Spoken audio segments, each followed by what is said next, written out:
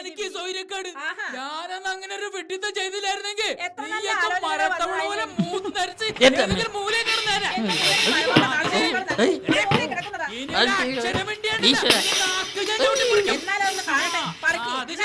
പിന്നെ നീ പറയുമ്പോഴൊക്കെ പറിക്കാൻ നീ വേറെ ആളോ നിങ്ങൾക്ക് ശരിക്കും അറിയില്ല. അത് ശരിയാ, അത് മുന്നറിയായിരുന്നെങ്കിൽ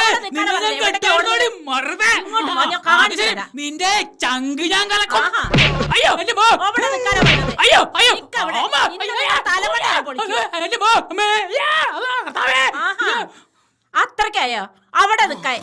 ബാക്കി ഞാൻ വൈകുന്നേരം വന്നിട്ട് കാണിച്ചു തരടേ. ധൈര്യം ഉണ്ടെങ്കിൽ ഓടിച്ചിട്ട് പിടിക്കണേ.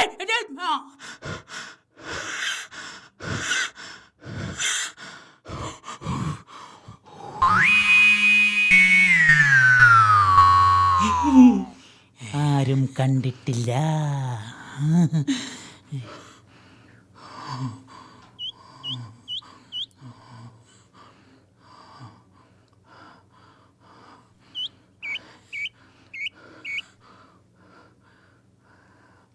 എന്തതിശയമേ ദൈവത്തിൻ സ്നേഹം എത്ര മനോഹരമേ. ഇന്ന് രണ്ടാരൊന്ന് ഞാൻ തീരുമാനിക്കും. ഇങ്ങോട്ട് വാ. കർത്താവേ, ഞാൻ മടുത്തു. ഇയാളെ തല്ലാനേ എനിക്ക് സമയമുള്ളൂ.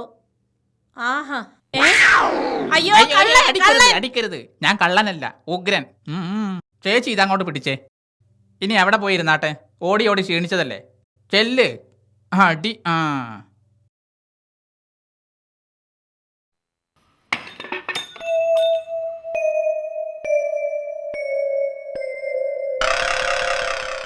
അല്ല, താൻ ആരാ?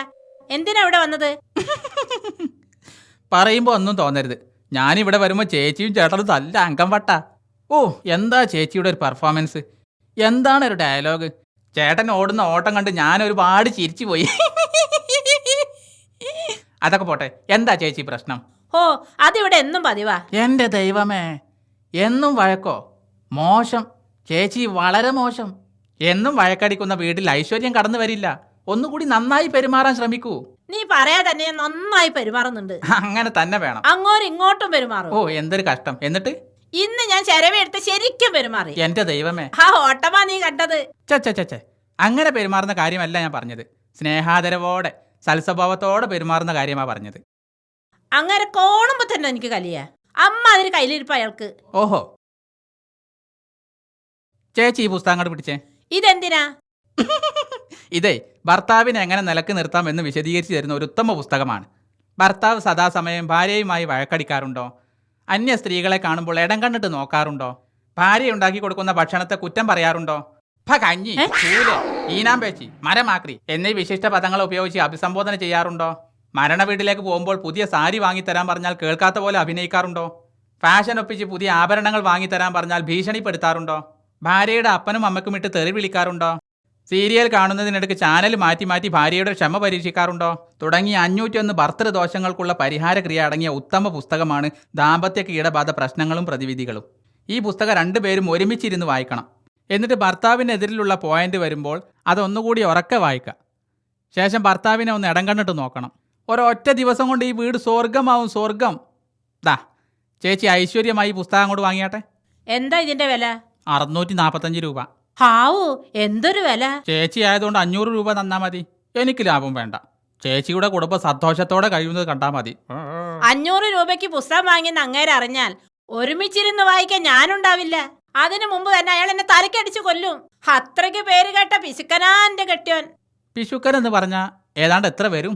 അറ്റ കൈക്ക് ഉപ്പ് തേക്കാത്തവെന്ന് കേട്ടിട്ടില്ലേ? അത് ശരി, അത് ചേച്ചിയുടെ കെട്ടിയോനാണല്ലേ? എന്നാ ചേച്ചി ഒരു കാര്യം ചെയ്യ്, ആദ്യം ഈ പേജ് മുതൽ വായിക്കണം. 1 മണിക്കൂർ കൊണ്ട് പിശുക്ക് കുറ്റിപ്പുറം പാലം കടക്കും. എന്നാ പിന്നെ വൈകണ്ട, ചേച്ചി പോയി കാശെടുത്തു കൊണ്ടുവാ.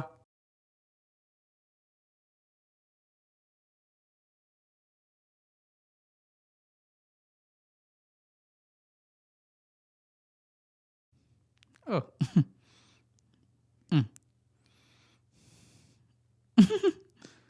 Thank you.